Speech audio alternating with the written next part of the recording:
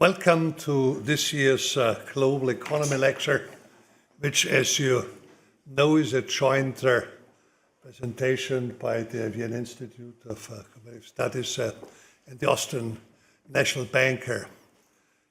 This year's event, as others, have no direct link to monetary policy, more national policy, but it actually has some, and I will allude very briefly to that at the end, because it's a topic which is of, I think, quite primordial importance.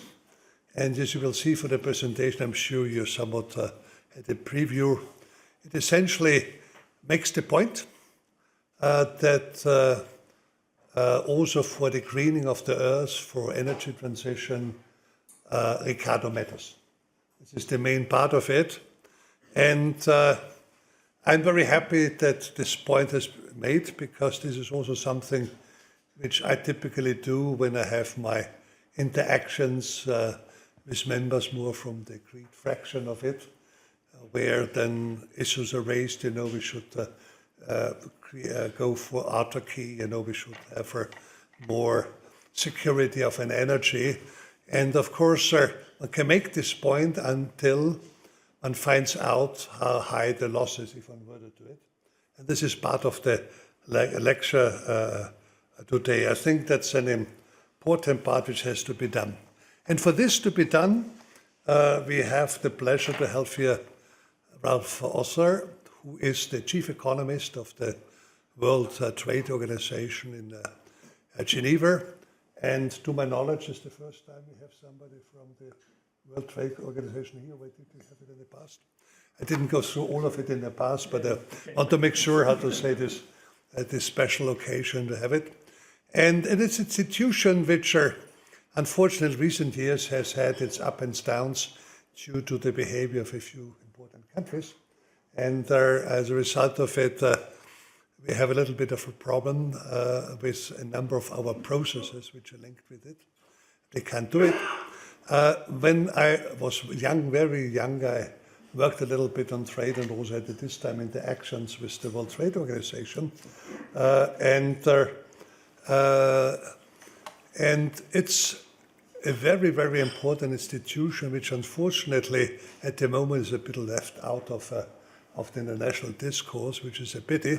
And unfortunately, it won't change as quickly as you would hope to. And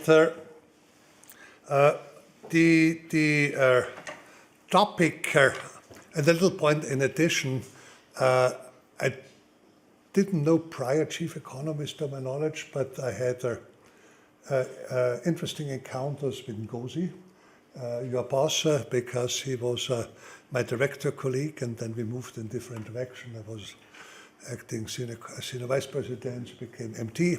At that times we clashed.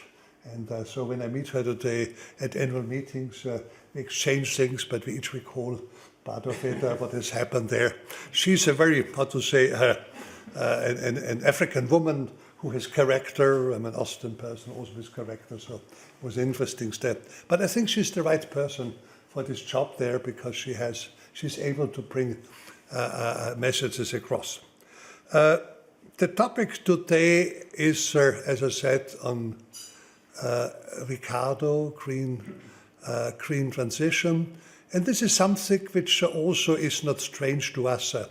Some of you come here will know it, but we sponsor a series of lectures dealing with green transition. We already had the first 10, which we finished by summer, which at this time we're dealing with the natural science foundation of the green transition, because if you in order to get a better understanding what's happening, it's important to understand how to say the natural science limits for different technologies. And I think we succeeded. The summary of the 10 sessions are out, unfortunately only in German, but I think worthwhile to look through. And we started in September last month with the second part, which is dealing with the question of CO2 taxation. something also we'll have here. And the first one was on the question how to estimate the damage done and in order to price CO2. And this one will be on the role of CO2 taxation and its implementation in order to bring forward some of the advantages that you will discuss about. And before I hand over to a name brother, Robert Sterer, and in order to present our guest here, I think one last part I wanted to add is, for those who perhaps missed it, Science 4 weeks ago produced a nice paper in which was a stock taking of 1,500 interventions in order to green the world for the green transition. And it was a review of evaluations. So existing evaluations, 1,500 were evaluated, put together in order to draw general messages. To my knowledge, it is the most important and most comprehensive part which has been done so far. And two messages emerged. The first, one say, well, it's easy to understand that mixed methods are always better than only single methods. But the second one, there's one exception. And the one exception science is talking about is carbon tax. Carbon tax is powerful on its own, of course, even more so if it's mixed with others. So what you're talking about is an important part of it, and looking forward to your presentation. Of course, I peeked into the presentation. That's the reason I stay here on there. So looking forward. Welcome. Robert, the floor is yours. Thank you. Okay, thank you, Mr. Governor, for this kind introduction. So let me also welcome you from our side, from the Vienna Institute for International Economic Studies. And let's thank the Austrian National Bank for this cooperation, which now lasts, I think, for almost 30 years. I'm not completely sure about 27th or 28th Global Economy Lecture, I guess, but I would have to check. Well, we have three novelties today. First of all, I think you're the first chief economist from WTO speaking at this Global Economy Lecture. We once had Bob Koopman here in another event. Second novelty, you're the first German speaker or German in this lecture series.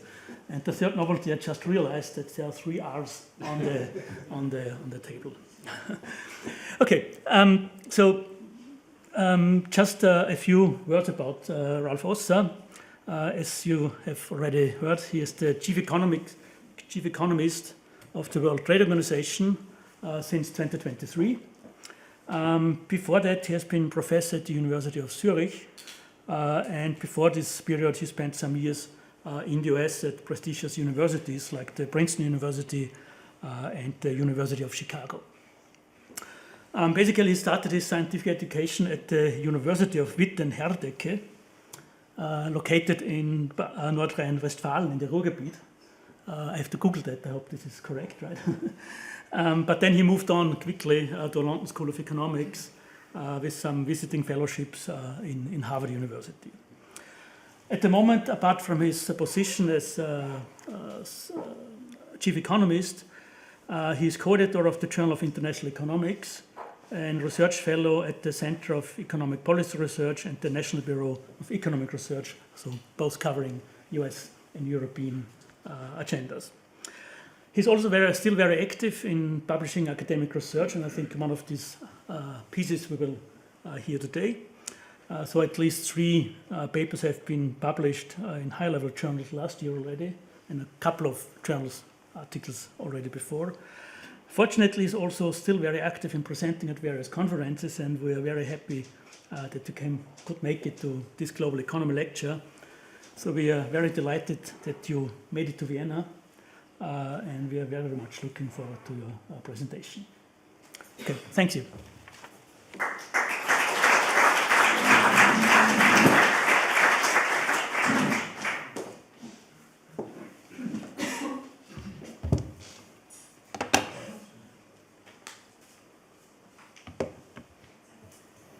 Yeah, thank you very much, Governor Holzmann, and thank you very much, Robert Sterer. Thank you very much to all of you. It's really a great pleasure and also a great honor to be here and to deliver this lecture, which, as I found out now, has a really long tradition. So I'm going to speak to you about the link between international trade and climate change. And what I will try to convince you of is that international trade is actually part of the solution, despite what I would argue most people believe. And the way I'll structure this presentation is I first talk about a research paper that I have been working on now for a while. I started working on it when I was still at the University of Zurich, but it kind of came with me to the WTO now and has already been has been picked up, I think, in the policy discourse. But then once I'm done with the research paper, I'll also put this, I think, in a broader context of what are the policy implications and so on, if we have time.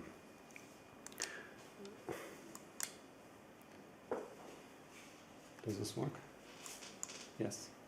I was already seeing it's big and it says interspace industries, so you can probably do it from another planet, but you can do it here too.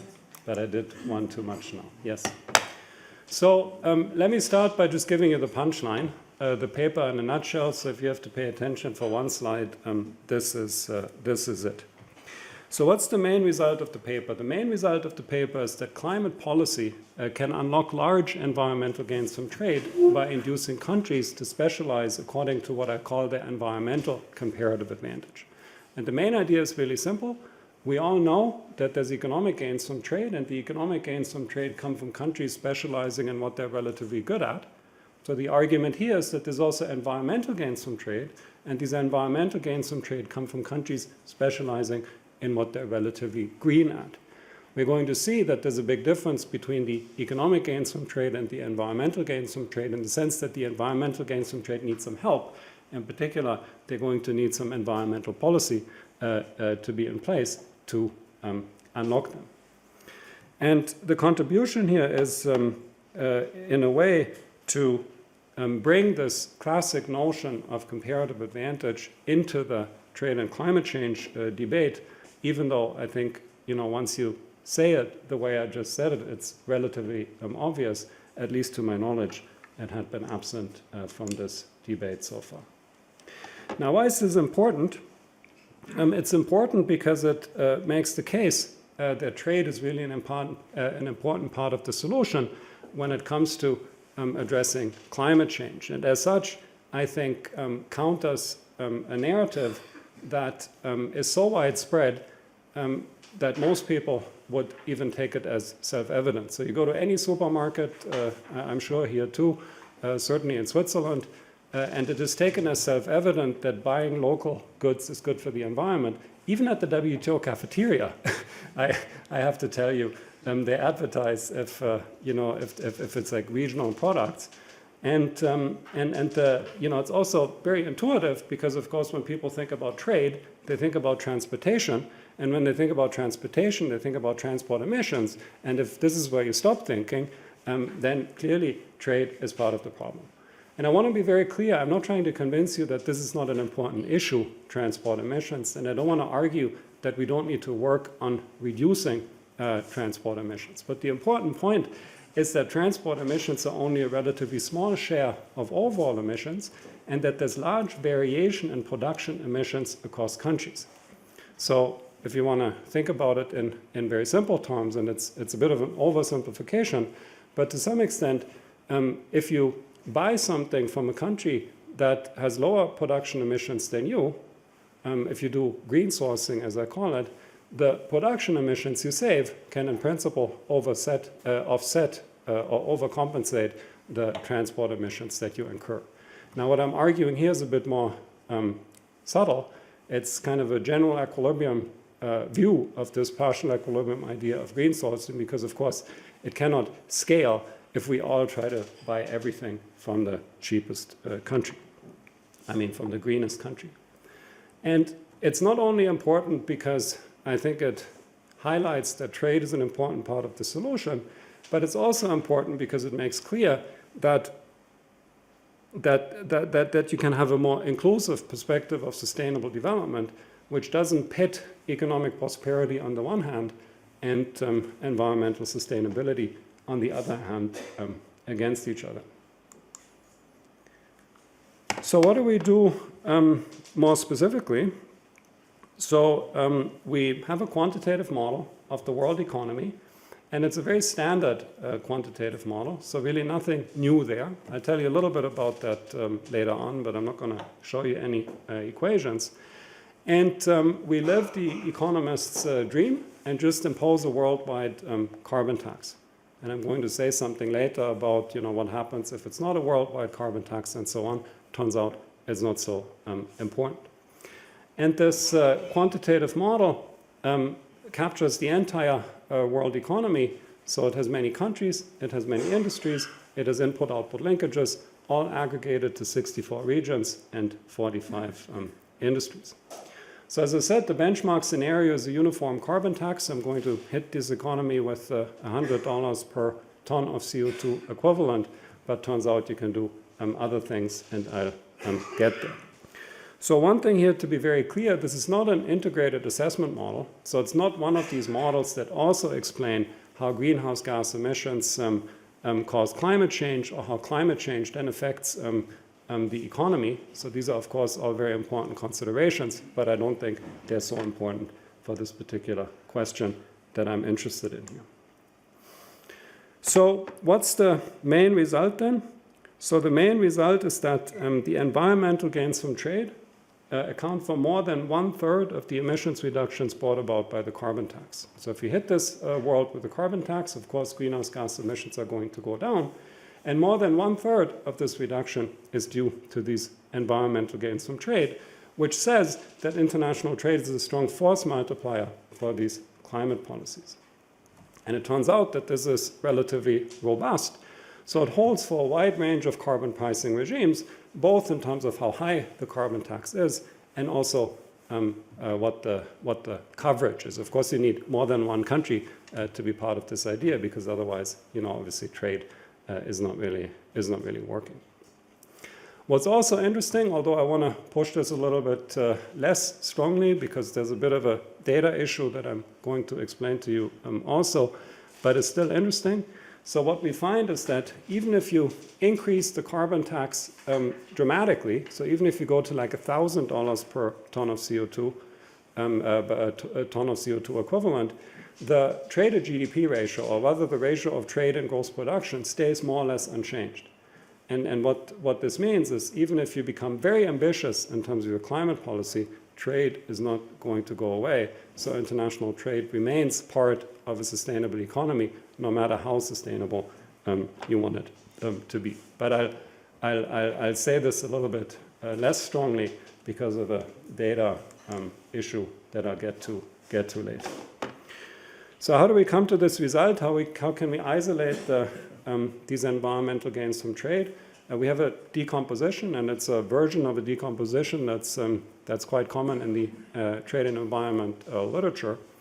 So basically, I think it's different from what you typically see, but it's a version of this. But it's very easy to explain. So what happens if you hit the world with a carbon tax? Well, goods become more expensive, particularly the brown ones. So the first thing that's going to happen is people are going to consume less. So there's a scale effect, and not just people, but also firms. So the economy just shrinks a little bit. Yeah? That reduces greenhouse gas emissions, has nothing to do with international trade. Then, of course, the brown goods become relatively more expensive compared to the green goods. So what's going to happen is that households and firms are going to are going to shift some expenditure away from the brown goods towards the green goods. So there's a composition effect. Also has nothing to do with international trade. But now, conditional on the new size of the macroeconomy and conditional on the new expenditure within industries, what's also going to happen is that brown origins are going to become relatively more expensive. So what you see happening here is you see production moving from relatively brown countries to relatively green countries. Now you might think, well, what's going to happen? Does this mean that Europe gets all the industries? Of course not, because it's a general equilibrium environment, so relative wages are going to adjust to make sure that these, it's literally like the Ricardian model, to make sure that the environmental absolute advantage gets absorbed by wage differences, so that what determines trade flows at the end of the day is the environmental comparative advantage. And of course, this last effect is the only effect that is really only operating in an open economy, and that's why we call this the environmental gains from trade.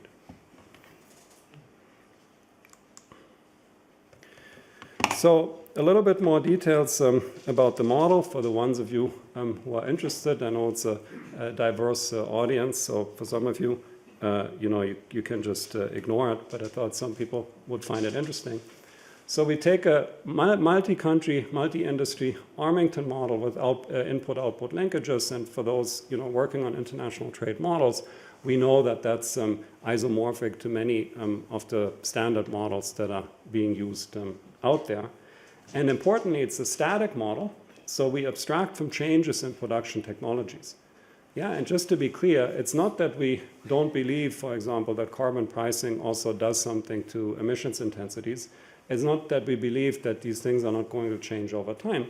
It's just because we want to, the whole point of the exercise is to quantify the, what you can do with existing technologies through the powers of comparative advantage. Then the carbon tax is imposed on all goods and services. The way we do it is that we levy the tax in the country of final or intermediate consumption. So it's basically it's either a tax or a tariff that's imposed on everything that you buy. And then the tariff revenue is redistributed to households in this economy. Now you could say you might also want to model it the other way, that it's imposed as a production tax. I mean, given that it's a tax on everything, it doesn't really matter, other than who gets the revenues is a little bit different, but that doesn't turn out to make a big difference.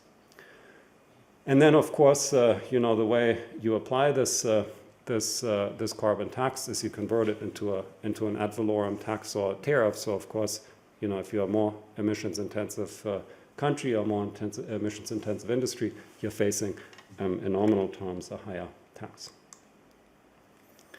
So now, in terms of the data, so we have 64 countries, as I already mentioned, including the rest of the world. 45 sectors, including, not elsewhere specified. So really, it's an attempt to capture the whole economy, the whole world economy from 2018. And this 2018, I already want to point out. So this is the latest available data that we can use for this particular exercise, but it's of course quite old. So the way I view this here is the data is not the most recent, and it's obviously also relatively aggregated. So the way I would like you to interpret it, it's really a proof of concept. Yeah, it's really the point I'm trying to make is that there are these environmental gains from trade, and they are really big. I wouldn't take this paper now to say, well, Brazil should do this, and China should do that, and this is exactly where Austria's environmental comparative advantage is. I think for that, you would need more disaggregated data and, of course, also more recent data, because, of course, the world has changed significantly since 2018. Just think about the progress made in China, for example, in terms of reducing the emissions intensities. We get data from the OECD's inter-country input-output tables, and there's a bit of a data effort here involved in putting the greenhouse gas emissions together. So it's not just CO2, but it's also nitrous oxide and methane, and overall it's covering 93% of greenhouse gas emissions in the world. Now, the data has two important limitations that I just wanted to highlight. The first limitation is that we can only calculate emissions intensities based on trade values. So as greenhouse gas emissions per dollar, even though, of course, if you think about the real world, it's not per dollar, but it's per unit. Yeah? But that's just how how this data is constructed. And there's no price indices we can use at that level of disaggregation to deflate these series appropriately. So what this means, I don't think it's a huge problem, but at least I wanna be transparent. What this means is that if we do counterfactual analyses, so if we shock this model with the carbon tax, things are going to change, but prices are also going to change. So to some extent, the emissions changes that come out of the model also capture fluctuations in prices, and we try to minimize this problem by making sure the relative price changes aren't so big. But I just wanted to be transparent. And second, I think that's a bit more serious of an issue, although I presented this at Georgetown University last week, and they didn't think it was an issue at all, so maybe I'm a bit too cautious here. But given the data we have, we cannot differentiate emissions intensities by destination. So what this means is that, for example, a ton of Austrian steel has the same emissions intensity in Austria as it has in the US. So I'm not saying it has the same emissions, so it's not that the model doesn't have transport emissions, but the transport emissions are modeled in such a way that the emissions intensity in Austria and in the US is the same. And you might think that that's not quite realistic because, of course, if you take the steel to the United States, it had to be transported, and to the extent that the transport emissions intensity exceeds the production emissions intensity of steel, you might get some distortions there. And this is why I'm a little bit careful about this extreme scenario where I take the carbon tax to 1,000, because you could imagine that leads to some issues there. Okay. So then let me show you the results here, and let me just start with the aggregate effects. So on the left panel here, you see what happens to greenhouse gas emissions relative to the baseline for a range of carbon taxes, and it's really taxes on greenhouse gas emissions. I'm just calling it carbon tax now for simplicity, between $0 and $1,000 per ton. And not surprisingly, the higher the carbon tax, the lower the emissions. That's not so interesting. But just so you know, just for a benchmark here, if in the model we hit it with $100, greenhouse gas emissions would go down by 28%. Now on the right-hand side, what you see is the point I was making before, is that, so it's the share of output traded. It's basically the share of trade as a fraction of how much you produce overall. So it's a measure of trade openness. It's like the trade to GDP ratio, just not in value-added terms. And what you see is that it's pretty flat. So don't worry about the thing that it's going up a little bit, because the scale here is very fine. But the point basically is that no matter how high the carbon tax is, the trade intensity of the world economy is going to be the same. Now, of course, trade patterns are going to change. I'm not saying that the way we trade doesn't change, but there is going to be trade, and I think that is also an important indication that trade is part of a sustainable economy. So here comes the key result. So then what we do is we decompose the emissions reductions caused by the carbon tax into the scale effect, the composition effect, and the green sourcing effect. And let me remind you of what the effects are. So if I impose the carbon tax, first, consumption is going to go down a little bit everywhere. That's the scale effect. Then brown goods are going to become relatively more expensive compared to green goods. So households and farms are going to substitute expenditure towards green goods. That's the composition effect. And that has nothing to do with international trade. But the third one, which I call green sourcing effect, is now within sectors. So for given expenditure in a particular sector, the brown countries are going to become more expensive relative to the green countries. So we're going to see a shift in production towards green countries, of course, in a general equilibrium sense, as relative wages also adjust. And the punchline here is, as I said at the beginning, that more than 1/3 of the emissions reduction is driven by environmental comparative advantage, which means that trade is a crucial part of the solution in the fight against climate change. Now, am I sure it's exactly 1/3? Or, I mean, the reason I say it's 1/3 is because I didn't want to say 40.4% in order to, give some false impression of accuracy here. These are quantitative models.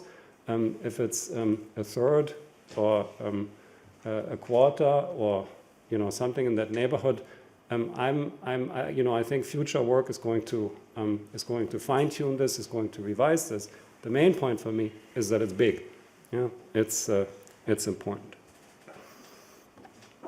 So now we can look more specifically at the green sourcing effect, and I just picked one particular sector here, agriculture, simply because that's a relatively emissions-intensive industry. Of course, methane. So methane is part of it, but also deforestation is part of it, I think. And what you're supposed to see here, so on the left-hand side is the output reallocation. So let me start with that. And what you see in the blue circle there, you see that 7.98%, so let's say 8% of agricultural production gets relocated from some country to another country in the world as a fraction of baseline agricultural production. And the green countries are the ones that gain agricultural production, and the red countries are the ones that lose agricultural productions. And the percentages add up to zero, because remember, this is for given expenditure in the sector, so it's really just zero sum in that sense. And here, what you would see, just as an example, is that Brazil would lose some agriculture, Indonesia would lose some agriculture, China would gain some, US would gain some, Japan would gain some, India would gain some. Yeah, given the data that I have. Now, would I go out and tell Indonesia you don't have a comparative advantage an environmental comparative advantage in agriculture? Probably not, certainly not in very strong terms, given that this is not the most recent and most disaggregated data.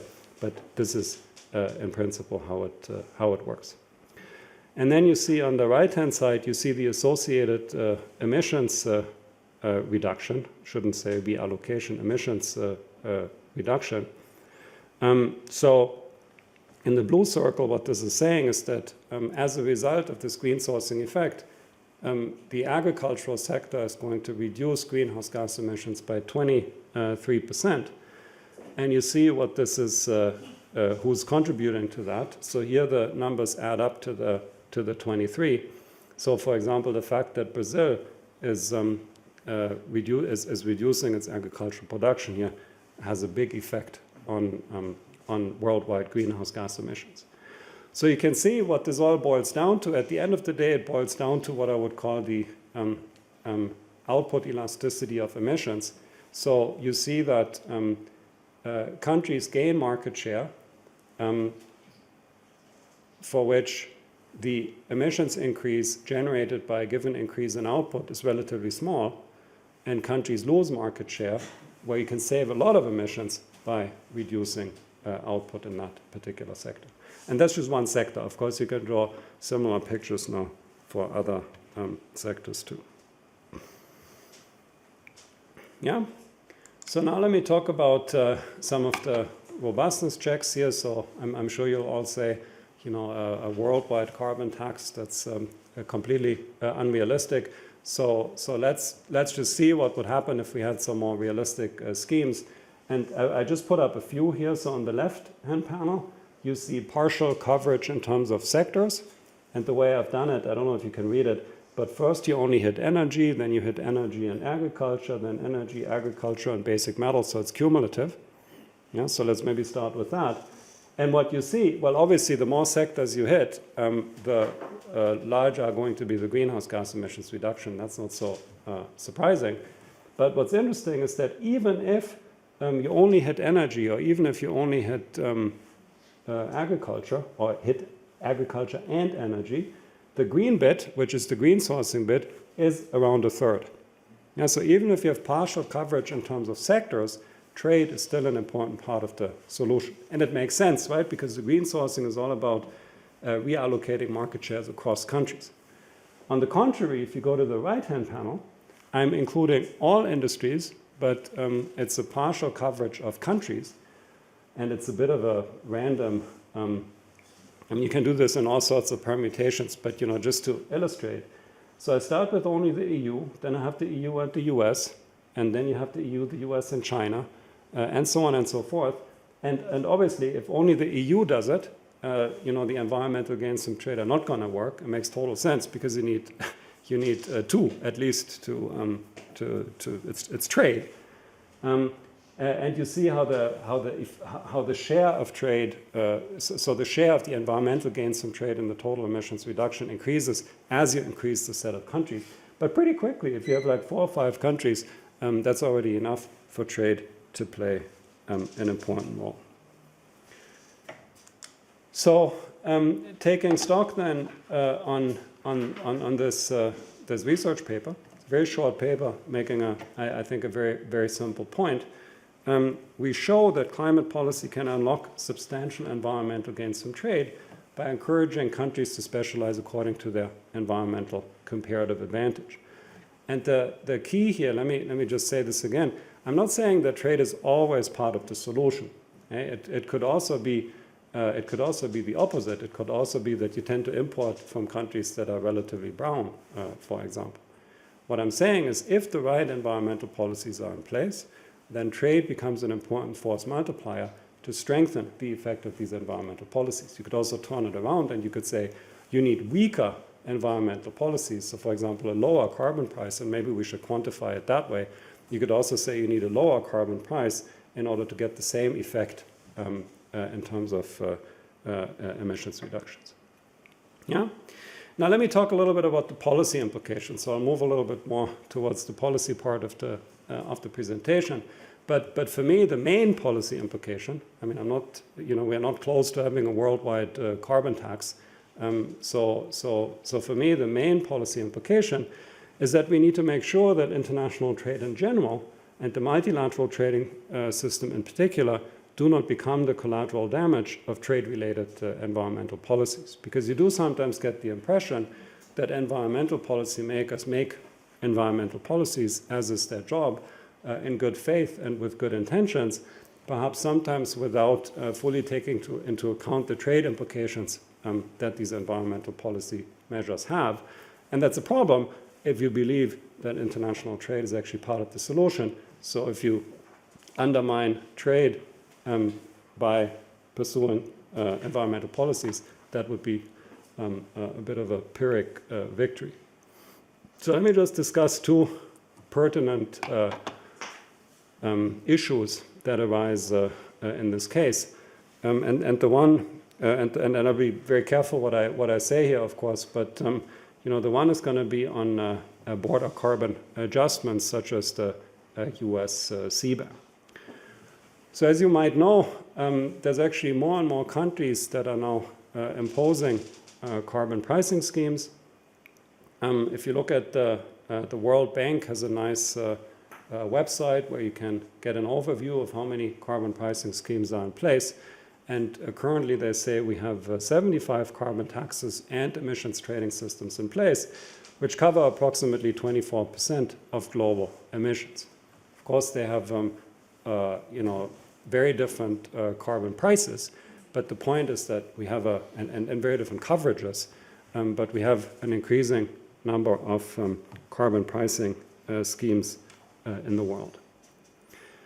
Now, because there's a fear, and I think it's an understandable fear, that if you unilaterally impose a carbon tax or a carbon price of any sort, there's going to be a loss in competitiveness in your domestic market, and therefore carbon leakage, so meaning some of your emissions intensive industries are just going to leave your country, which is bad for you because you want to keep these industries, but is also not so good for the environment because often then they end up going to places where the emissions intensity is higher.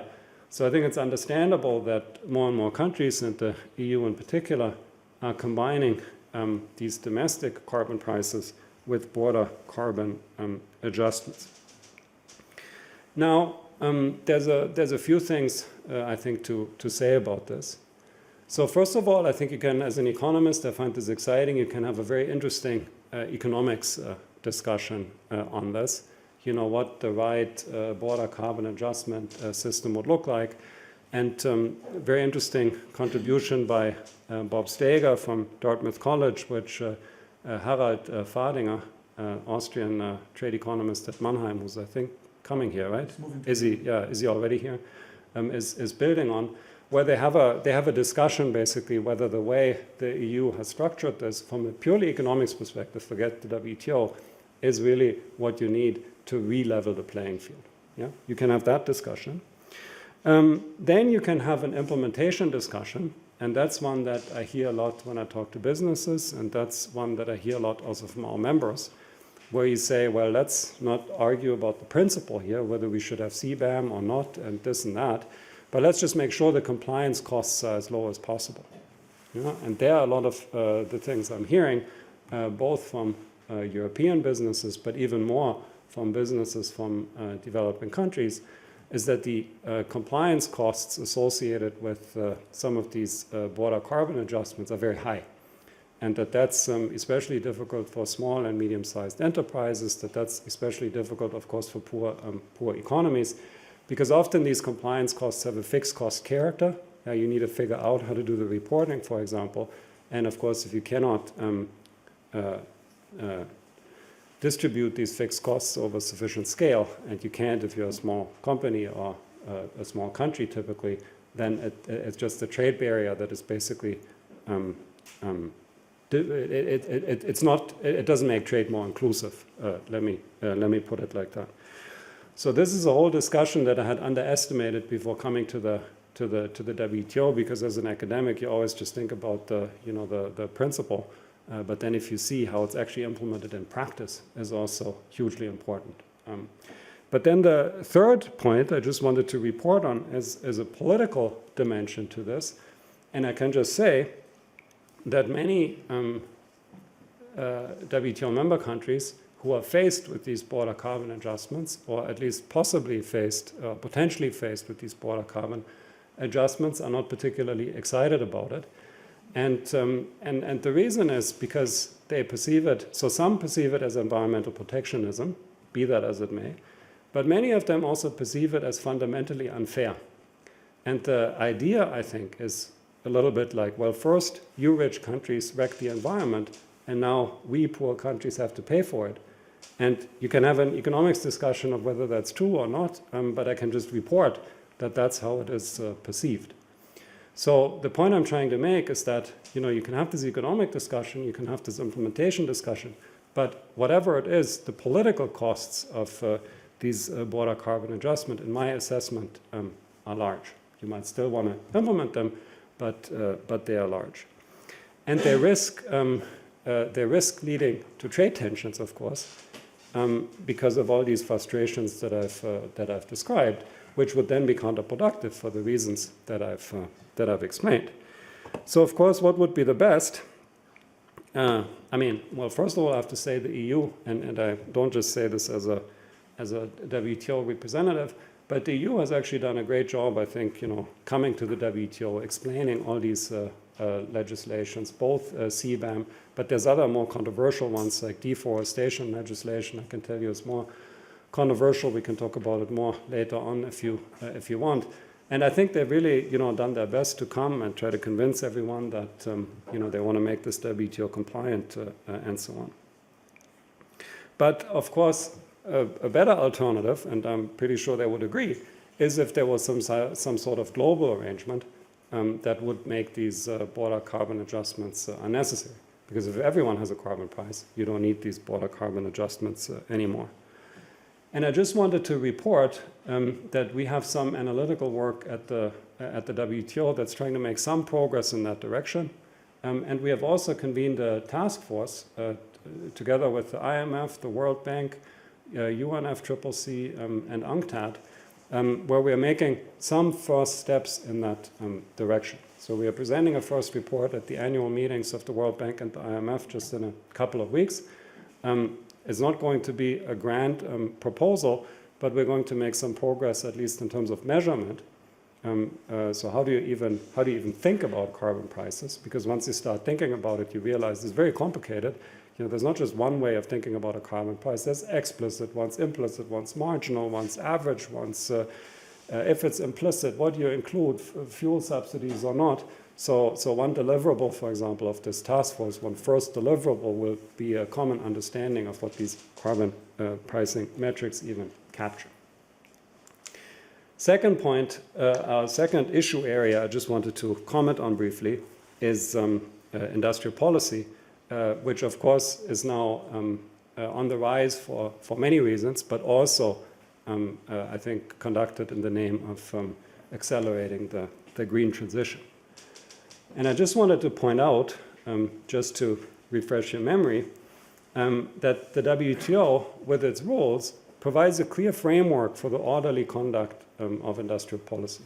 If you think about industrial policy as any policy that shifts resources towards a particular industry, towards a particular firm, towards a particular economic activity, then trade policy instrument could be anything. It could be a tariff, it could be a subsidy, it could be a quota, it could be a local content requirement, it could be a way you organize your government procurement, and so on and so forth. And the WTO has agreements on all of this. Yeah, we have agreements on subsidies, on tariffs, on quotas, on local content requirements, on regulations, technical barriers to trade, and so on and so forth. So what I'm not trying to say is that the rules that we have are necessarily the right rules to guide industrial policy in this time and age. But what I'm saying is that we have rules. And what I'm saying is that if you create the impression, for example, of not taking them seriously, or even worse, actually don't take them seriously, the collateral damage, I think, is quite substantial. And it goes beyond the green area that we talked about. I often say that the WTO is a little bit like a central bank in that it's not just about inflation, but inflation expectations. And for us, it's not just about trade costs, but also trade cost expectations. Because if market participants don't believe that the tariffs that are in place today are also in place in 10 years, the whole system loses its effectiveness. And there's clear evidence that this is the case. So for us, the credibility of the system is also important. So it would be much better if members got together and changed the rules if they're not happy with the rules, than perhaps ignore the rules. And then lastly, and completely unrelatedly, or not entirely unrelatedly, but I need to say this if I have your attention. The WTO, and you said it in your introductory remarks, Governor, at the moment I think is perceived as not being particularly relevant, is perceived as not being particularly effective, and by some even perceived as doesn't really matter that much anymore. And I do want to strongly push back on that. So I want to start by acknowledging that yes, we have problems. Yes, we need reforms. Yes, international trade is under pressure. Yes, the WTO is under pressure. But still, it is the cornerstone of the. It's an absolute. It's still the foundation of the global economy that we need to preserve. So let me give you my favorite statistic. My favorite statistic is that more than 75% of world trade is still conducted under the WTO's most favored nation tariff, so directly conducted under WTO rules, despite the trade tensions between the United States and China, despite the proliferation of regional trade agreements, and so on and so forth. And the remaining 25% is largely conducted under free trade agreements, which are in turn constrained by the WTO, for example, to be actually free trade agreements. So in free trade agreements, tariffs have to be zero on substantially all trade. That's one of the conditions. Yes, so the point being that global commerce, the vast majority of global commerce is still conducted under WTO rules. And I sometimes worry that particularly businesses, I think you might be the wrong audience, but I talked to German businesses the other day and they seem to have the impression, this place doesn't matter anymore anyways. I worry sometimes that they might have a rude awakening if they realize the importance that these rules still have today for them. And I would even extend it and say this is even true for our negotiations function. So we do three main things, and I'm almost done here. we do three main things. So we negotiate trade agreements, we oversee the implementation of trade agreements, and we settle disputes surrounding trade agreements. So let me not say more about the implementation. I think the 75% here gives you a sense that we still oversee a lot of them.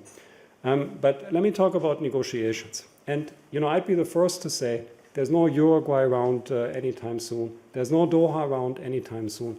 But the WTO and WTO members continue to deliver both on the multilateral front as well as on the plurilateral front, which means among subsets of members, meaningful agreements that make a tangible difference, I think, to people around the world. So on the multilateral front, for example, we have the Trade Facilitation Agreement. Yeah, it's not the most sexy agreement, but it's about making imports and exports in very practical terms easier, by reducing red tape associated with border crossings. That's basically what it is. Yeah, but we estimate it has a huge effect on international trade and also on welfare. We have a fisheries subsidies agreement, at least the first stage of it, which bans harmful subsidies that contribute to overfishing of the oceans. Also a multilateral agreement. Now, you might not have such a stake in fishing, in Austria, but still, I think it's a meaningful deliverable for the world. On the plurilateral front, we have an agreement on services domestic regulation, basically trade facilitation for services. We have one called investment facilitation for development. That's basically investment facilitation. And we almost have one. They have something called the stabilized text now on e-commerce. And again, I'd be the first to say it doesn't go far enough, we need more, and so on.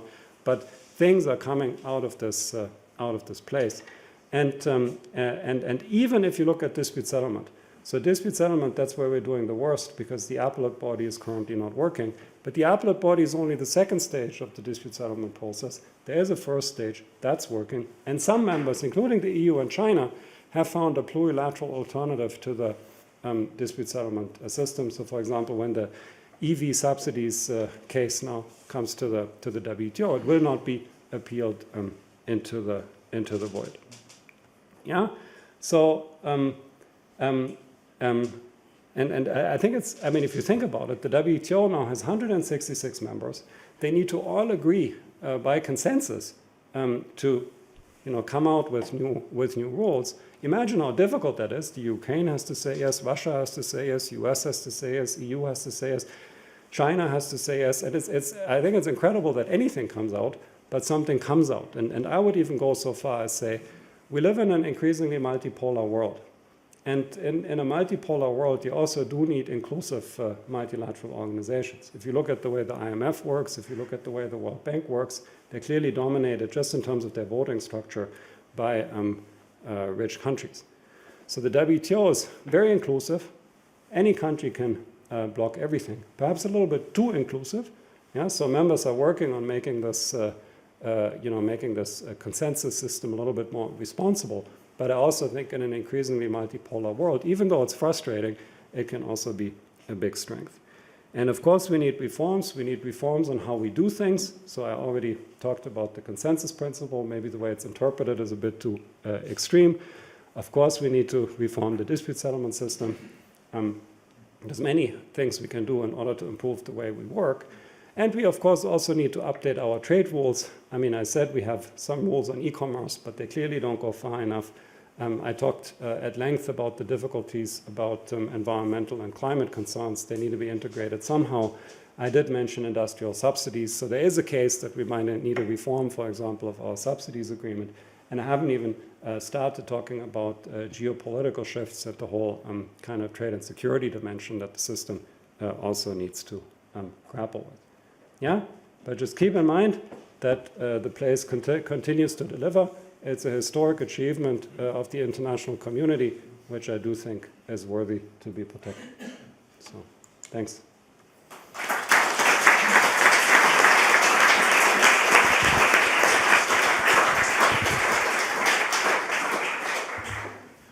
So thanks a lot for this very interesting and insightful presentation. First on the kind of economic modeling and the way to present it in a way that I think everyone understands the basic mechanisms. And second for the very positive and optimistic outlook for the role of WTO nowadays and I guess in future as well, which I think is very important for future developments. I can imagine there are many questions from the audience. Yes. Gabriel, then 1, 2, 3. We collect some of them and then. Yeah, thank you, Ralph. Also, thank you for your outlook at the end. I think this is indeed very important. Let's not throw away the WTO.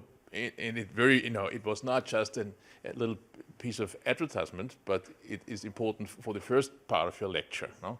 And so I think that was just spot on. I have 2 questions, I guess. So one is 75% of countries in the world do not have a carbon tax. You sounded more optimistic than I think I am. We see a backlash. No? So it's not clear at all whether, for example, Austria is willing to continue on, carbon taxing the areas that are not covered by the ETS1. No? And in many other countries, we do not see, like in the United States, we don't see much happening. Now, subsidies are not loved by economists, so we would rather see a tax, but they seem to be politically feasible. And when we look at the theory of external effects, we can repair relative prices by either taxing the bad or subsidizing the good, no? And have exactly the same effect on the relative prices. And if we have access to a lump sum tax, in the same way that you have the transfer, some sort of hat tax. Also, it's not very realistic. But let's assume we have it. No? And then you throw this into your model, so you don't go over a tax but over a subsidy. What do we get? Would that do the same, or would it be very different? That's the interesting question. Then I have a more boring questions for it's more technical. So you use the simplest possible trade model in a sense, no? And probably you do have input-output linkages, but is the decomposition into the greening effect and into the composition effect, is that also robust or not if we go towards more complicated models, for example? So if we have embedded type models, we have more things happening within the sector. No? So you could kill or kick out inefficient firms, no?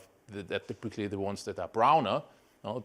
Right? Because they have higher production costs. So where would that be? Would we, if you have a more complicated model, we would have a more complicated list of decompositions, I guess. No? So I think I'll stop here. Thank you. But it was great, and thanks for being here with us today.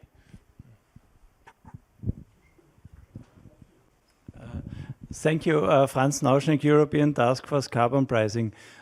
Very interesting. Is this study available at your homepage?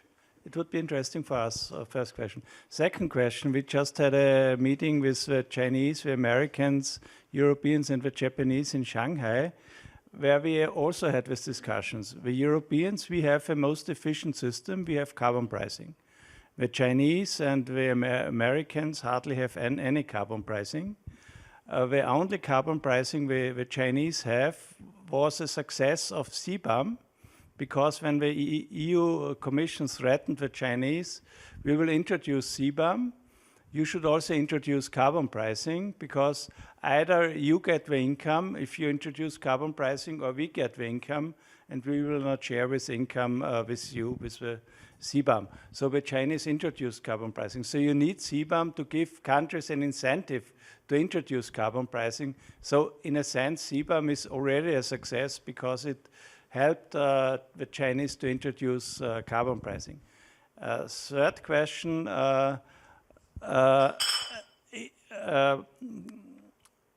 the problem is the Europeans have, we are having carbon pricing. The US and China, they have subsidies. And this creates a problem that we will lose our green industries because of the subsidies.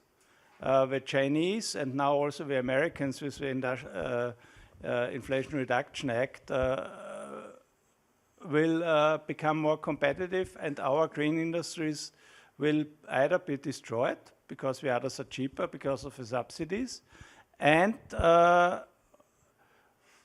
this is a real problem, and the EU has, and the discussion we had, the Americans told the Chinese, forget it, we will not let your electric cars in. The EU has said we are trying to create a WTO compatible level playing field. And I think we should do something like this, because as it is now, the European green industries will be destroyed. Thank you.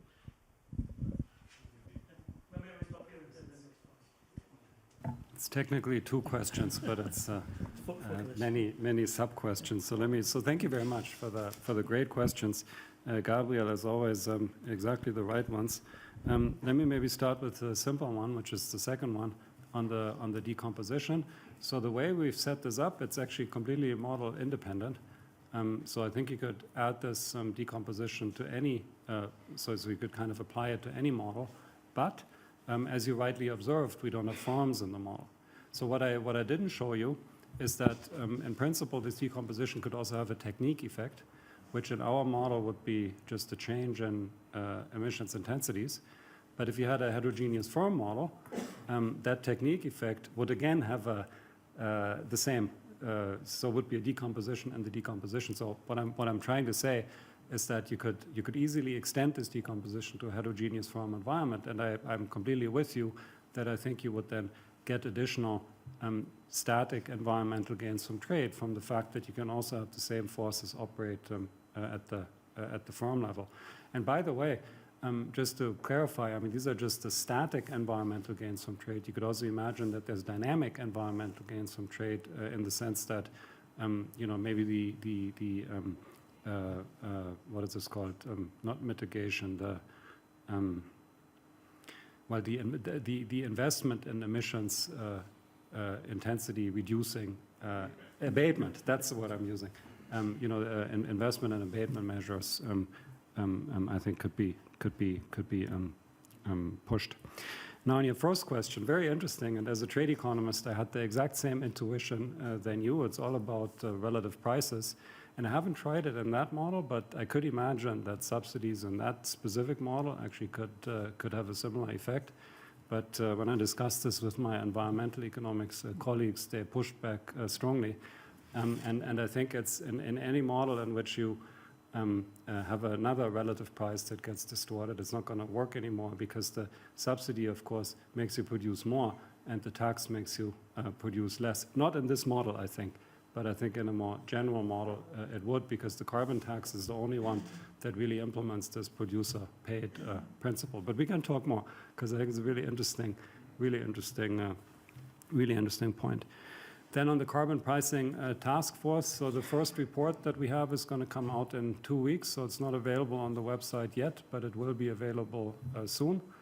It should be so when the IMF World Bank annual meetings are, I think it's in 2 weeks. I'm a bit confused with my calendar, but then it's gonna come out. Now about the point that there might be this domino effect, as I would call it, in terms of the CBAM, that if the EU imposes a CBAM, then other countries have an incentive to impose also carbon prices, which is true, right? Because you have the choice, well, either I'm going to collect the revenues or I'm going to give it to the Europeans. And in fact, that's an argument that the Europeans make a lot, that they, you know, help the environment by doing that.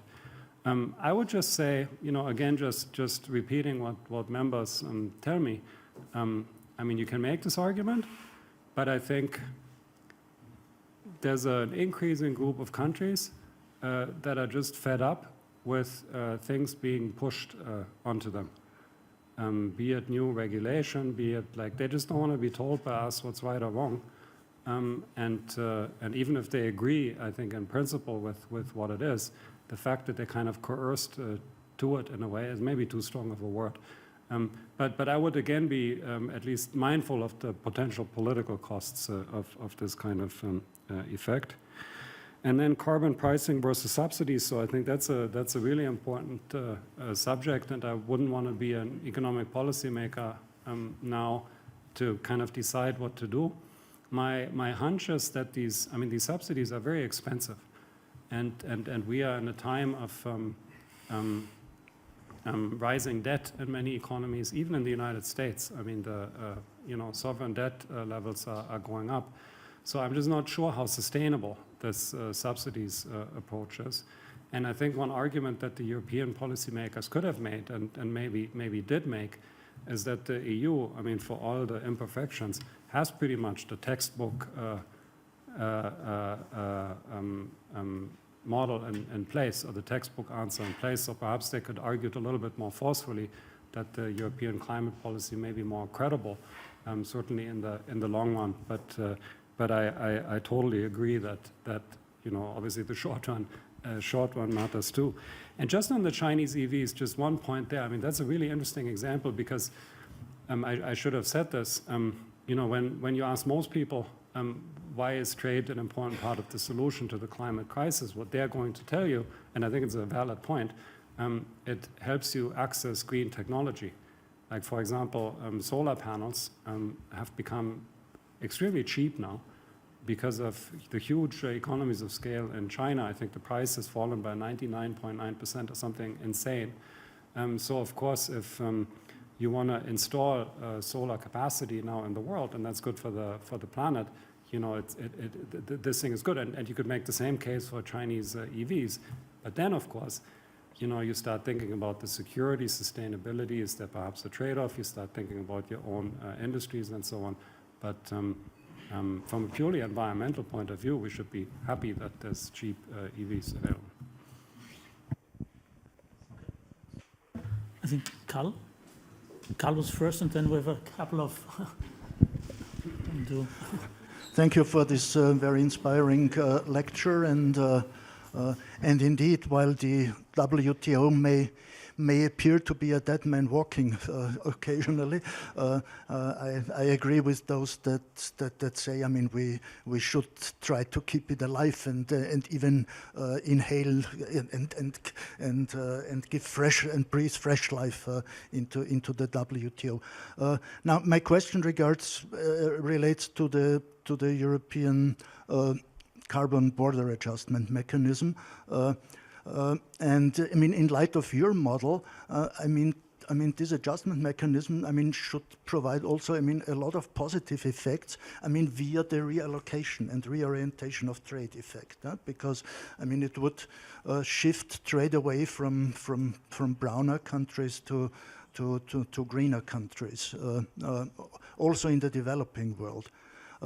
Now, one of the political concerns that is raised here, of course, is that, I mean, often it is the case that the poorer the countries are, the browner they are, and the harder the fixed cost effect for them, I mean, kicks in. So, I mean, do you see, say, a specific political problem from that side? Now, I mean, again, as an economist, we would say, okay, I mean, there are different solutions to that. Yeah? I mean, we have to think about what our support procedures are for the very poorest developing countries. But given the political constraints that we see, I mean, I wonder whether there is not some reason of concern for what Danny Roderick recently has called the new trilemma of fighting climate change, boosting the middle classes, in particular the industrial middle classes in the advanced economies, and maintaining open trade, in particular with a view, I mean, to supporting the poorest developing countries.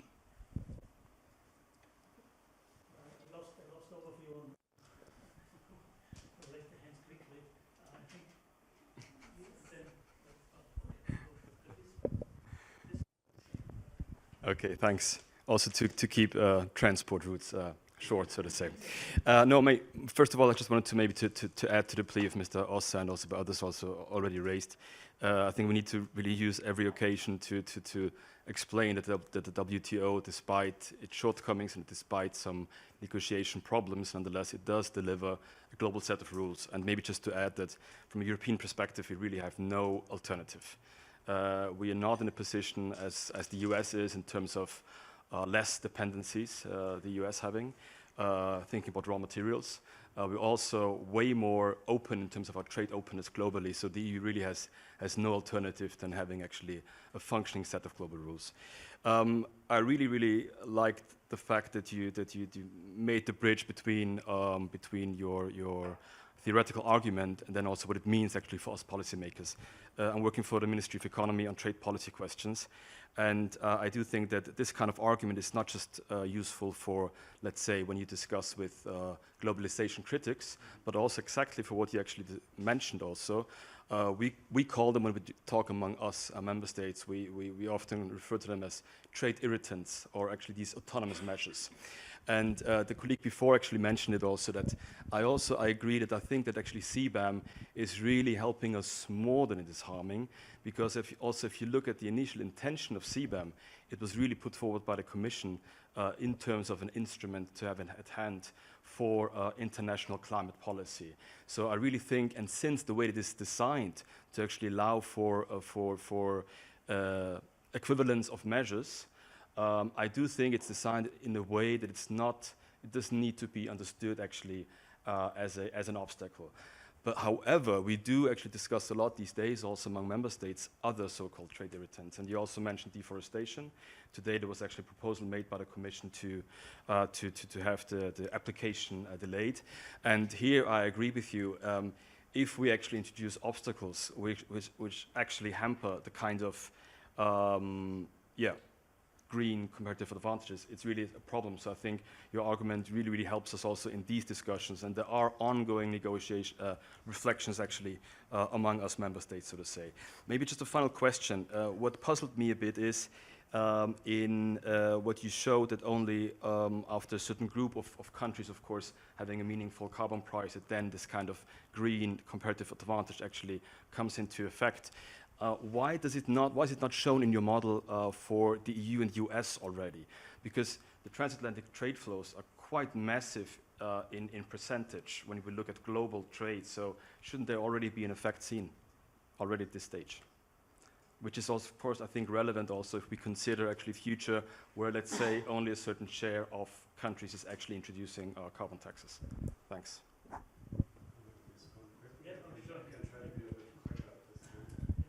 Because otherwise I'm going to lose track. There's so many good questions.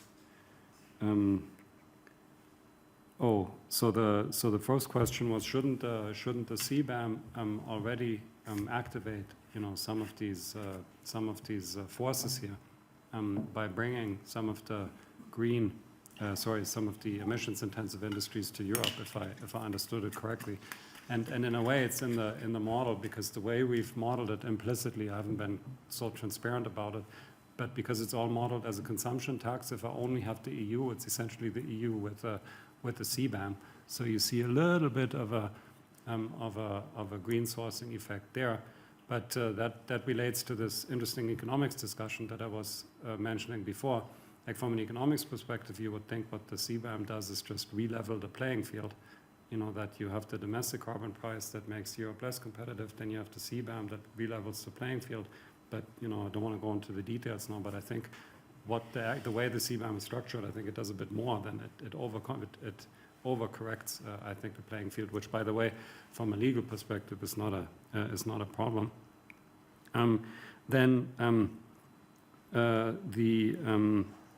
think an absolutely critical point that you raised that I just want to emphasize is the politics of global north versus global south. There are all these fairness as common but differentiated responsibilities considerations. They come up all the time, And you know, one way to deal with them, just from an economics perspective, of course, the textbook solution would be, well, we have the same carbon price, and then if we don't like the distributional outcome, we're going to have some transfers. Because of course, it's true that poorer countries tend to be more emissions intensive. So if you hit them with the same carbon tax, the effective tax rate is much higher. So of course, it's going to hit them much more. Right, so not only climate change hits them more, but climate action also hits them more. I think that's true. Economists would say, let's just have some transfers. I think that's politically completely infeasible, and the developing countries also wouldn't trust that this happens. Which is why, for example, we at the WTO Secretariat very carefully and just in a research paper, I don't want to push this too much, have at least explored the idea of having heterogeneous, having a carbon pricing framework with heterogeneous carbon prices, which is of course blasphemy from an economics perspective, but perhaps some second best there. Now, on the second question, so why is there, so first I can also just echo what you said from the WTO perspective. So it's anyways not my personal view, I'm just repeating what I hear. CBAM seems much less controversial than the deforestation legislation, for example, among members, or the, if I may add, one with a very complicated name, the due diligence, the Lieferkettengesetz type one. That is, I think, also a more controversial one. I think it's called corporate responsibility, due diligence, some very complicated name. Now, why don't I see it between the EU and the US already? It's a good question. My spontaneous answer would be you don't just need a lot of trade, but you also need a lot of comparative advantage. So presumably the emissions intensities are just not differing sufficiently. That would be my guess, but I haven't checked. Okay, we'll have a little bit of a triage problem with the lady in the front without any knowledge behind the question. Thank you very much for the presentation. I would like to reflect on the two graphs what you showed us. One of them were the line charts when you were displaying the decreasing emission and the increasing share of the export share of the production. It gives me the impression that actually it's going toward concentration. So the individual industries will be concentrated in XYZ countries all around the world. If one pillar is that, and the other chart was about the output, you exemplified by the agriculture, the output, and how the output concentration of agriculture is going to decrease the total emission around the world. So, and this one gives me the impression that all those industries which are featured by high emission per value addition are going to be redeployed into the developed countries because technologically they are producing the same amount with less emission. But those industries which are of higher emission, they are asset-intensive or labor-intensive industries, and they are going to be redeployed in the developed countries. But so they are labor-intensive and asset-intensive, and I don't think that if they would be redeployed in the developed countries, that well, in those countries there are no like labor force because they are hosting the more advanced industries. I'm sure you're getting the question that these two tendencies are contradictory for me a little bit. That those countries which are of high emission going back to the technologically already developed countries, but there are no labor force for those industries. Thank you.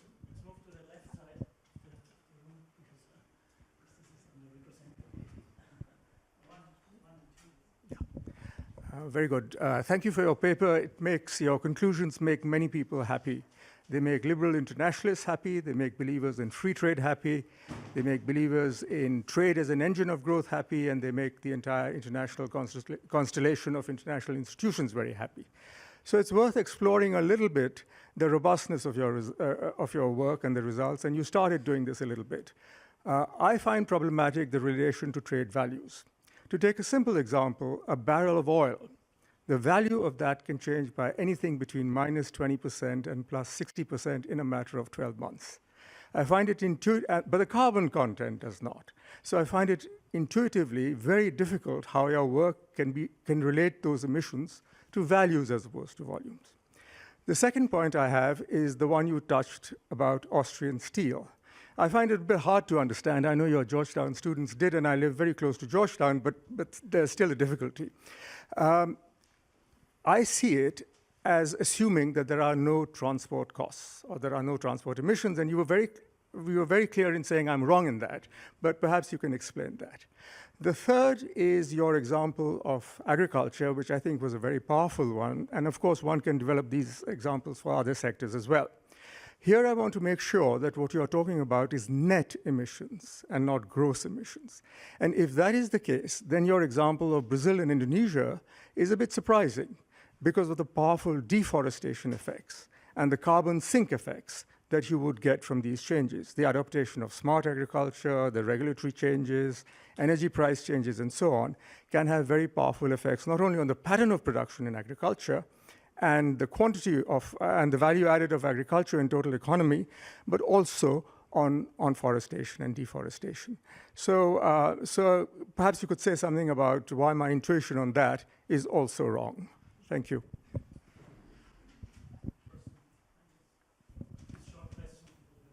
Yeah, short question. Thank you very much. Moritz Kremer, Chief Economist, LBBW Bank. We have David Ricardo here on the title. So if I remember my Economics 101 right, so the more different the comparative advantages are, the more trade there will be. Now, what you show in your model, which I like a lot for the same reason that he just described, at the beginning at least, later on he was a bit more critical. So if you increase the carbon tax, sort of the environmental comparative advantage differences increase quite considerably. You go from 100 to 1,000. But what you also show that the amount of trade hardly moves at all. And it looks like it moves, but it's partly because you chose a scale which makes it look like it moves. I have no intuitive explanation for. I mean, if you raise and raise and raise the carbon tax, at some point, all the steel and all the aluminum in the world will be produced in Iceland, and that's it. But that is not happening in your model. I'm just flabbergasted. I mean, I would have thought that trade actually increases, but it does not. If you have an explanation for that, that would be great. Thanks. And Cetrum Censor also support the WTO. Okay, thanks. So quick answers, and then we have another last round of questions. It's hard to provide quick answers to these complicated questions. Complex modeling questions. But I try my best, and these are all very good questions. So to your question, if I understood it correctly, so first, I mean, specialization. See that this might be viewed as problematic also, for example, from a security perspective. So I think one could add that layer to it. Now, is it all going to be, so is it true that the emissions-intensive industries are all going to be in developed countries? In the model, yes, in a way, because you know, we take these emissions intensities fixed, but when we take these ideas out and present them in the policy world, we don't take this static perspective, but we are also saying, well, imagine you are a developing country in a region where you have a lot of potential for green energy. Say you have a lot of sun, you have a lot of wind. In principle, you have huge opportunity to well, have a very clean energy mix, and therefore also kind of generate or engineer a comparative advantage in these energy-intensive industries, which, by the way, you know, we always say, oh, it's so difficult with these new energy sources to trade them internationally, because how are we going to get power from Africa to Europe, for example? But of course, if you think about trade, you don't need to get the power from Africa to Europe. You can also just get the power-intensive goods from Africa to Europe. That's the whole point of international trade. So someone mentioned Danny Roderick before. His colleague Ricardo Hausmann has these ideas of green industrial parks, and that's exactly this point. Now on the data questions, very good questions, and the reason I put them there is because I also think it's problematic, and we'll try to get a sense for how problematic. I think the first point is not quite as bad as you think, because you know, we're taking a snapshot of the economy. So if the oil price changes, that's not going to do anything here. Really, what I have to be concerned about is that when I shock the model, there's going to be some model-induced price changes. And for example, if the price goes up, in principle, it could be that quantity doesn't go up, but only price goes up, and that's going to look like emissions go up, even though they don't. But we're working on a way to at least bound how bad this is. But to the extent that you limit relative price movements, which you can in the model, not in the real world, of course, I think it's manageable. The second point is very subtle. So the second point is, so we do have transport in the model. And the way it works, it's an iceberg transport cost. What this means is that a fraction of the good just melts away in transit.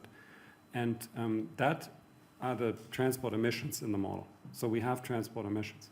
But the point is that the emissions intensity of transport is the same as the emissions intensity of production, simply because that's how it's modeled. A fraction of the good melts away in transit. So what you have to worry about, to the extent that the transport services, so shipping, is more emissions intensive than the sector, then of course the exported good might have a higher emissions intensity simply because it's basically the home good plus transport services. So it's also less bad than you think, but I acknowledge it's a problem. And then on deforestation, so maybe I misunderstood you, but Indonesia and Brazil actually reduce, so make less, go out of agriculture. And I think it's precisely because of the emissions associated with deforestation. So I think if I understood you correctly, it's and then your question about your intuition. So why is it not that trade increases continuously with the carbon tax? That's a good one. I would have to think about it a little bit. I mean, the cheap answer would be to say it does increase, but I mean, it only increases a little bit. You know the answer? Well, it's all about relative price, so the marginal effect of increasing the carbon tax might be less and less, and so you get, but just my hunch, so it's, we can think about that in there. I thought you were going somewhere else, which I had thought about. So you could think that, you know, if we all at net zero, at some point, then nobody has an environmental comparative advantage in anything anymore, right? Because then, but I'll think about it. It's a good point. Okay, for the last round, it's all about incentives. So the shorter the questions, the more persons can ask, and then you can pick the most three important ones. So Wolfgang, 1, 2, 3. Yeah, Fabio Rumler from the ÖNB. So I can make it really short because my first question has already been asked. It would have been about the redistribution of wealth by the change in the relative price and the diversion of trade flows. But I think you elaborated on that. The second question is a typical central banker question, and which I think someone in this room should ask. Maybe you have an idea what's going to come. So you mentioned that increasing or introducing a carbon tax has an income and a substitution effect, right? The income effect reduces consumption, but then you said that the proceeds of the tax payments will be redistributed to the consumers, which should help stabilize consumption and trigger something that we fear a lot, which is inflation, right?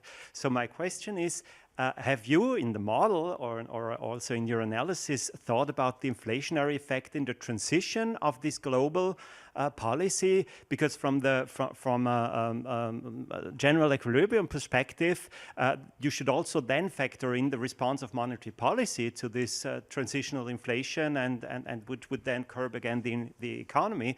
So I would be interested in whether you have looked at that. Thank you.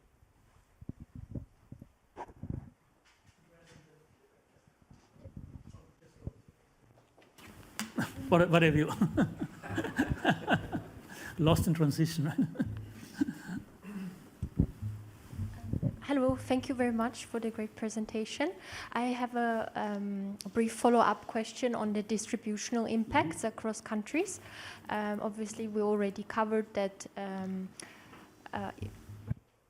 the more economically advanced countries will tend to be more green, so have the competitive advantage. Are there, in terms of the data that you've looked at, do you recall any examples where the flows would actually be from advanced to emerging markets in terms of countries and industries?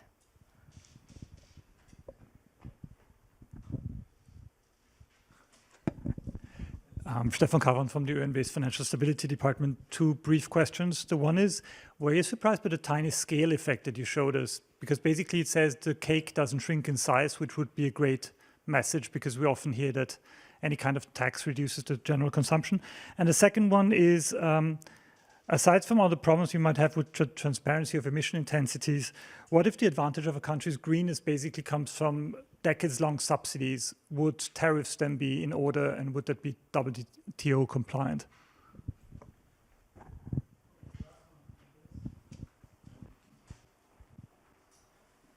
Yeah, thank you. Andreas Knapp from the Vienna Institute. Brief question on the political implementation. I mean, I know it very much depends on the sector and the industry, but could you say, I mean, after all, who would gain, the rich, the industrialized countries, or the poor developing ones? And how do we compensate the poor developing countries in sectors where they would lose? And you said transfers would certainly not work and are not credible. So what would you do about that? Thank you. Yeah, no, it's good news, because some of the questions are overlapping, and the one on WTO compliance is one thing I cannot comment on, and it's that one thing. So I'm just going to leave that out. But let me talk about the other ones. So the first one, a couple of you picked up on the scale effect. So why is it so small? And you asked about the inflation. So inflation I haven't looked at. I can just say that.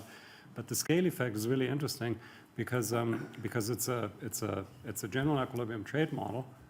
Where there's full employment. So if you hit it with taxes, there's still going to be full employment. So in a way, there's a question, why is there even a scale effect if you start thinking about it? And the reason there is one in this model is because it's a perfectly competitive model where basically the laissez-faire equilibrium is GDP maximizing. So if I hit it with a tax, that's going to distort the allocation and is going to reduce scale a little bit. I think it's a bit, I wouldn't emphasize this because, of course, if I had an integrated assessment model, there the carbon tax would potentially be output increasing, because the whole reason we have a carbon tax is because we internalize environmental externalities. So, for example, if my emissions cause floods and the floods reduce agricultural productivity, then increasing the tax is actually increasing output and not decreasing. So that's why I don't want to emphasize this too much. But in terms of the redistribution, yes, so we have just domestic redistribution. And now the rich versus poor flows from advanced to poor countries and so on. Let me just clarify again. So it's basically like in basic Ricardo. You have environmental absolute advantage and environmental comparative advantage. So if I'm very green across the board, perhaps because my energy mix is green, and those tend to be the rich countries compared to the poor countries, this carbon tax is just going to make me more competitive across the board. And something is going to happen in this model that adjusts this. So what's going to happen is that the wage in the rich countries is going to rise relative to the wage of the poor countries, just like it would in a regular Ricardian model, when you start thinking about why comparative advantage and not absolute advantage is really what's determining competitiveness. And what this means is that the rich countries tend to gain from this, and the poor countries tend to lose from it. And I have to confess that in an earlier version of the paper, I had even quantified that. I just took it out now because that's a very controversial topic. You can quantify how much money the poor countries would have to, the rich countries would have to give to the poor for this to kind of be counterbalanced. Now, in terms of the political feasibility, so I don't think, so again, the textbook solution would be to have some sort of transfers.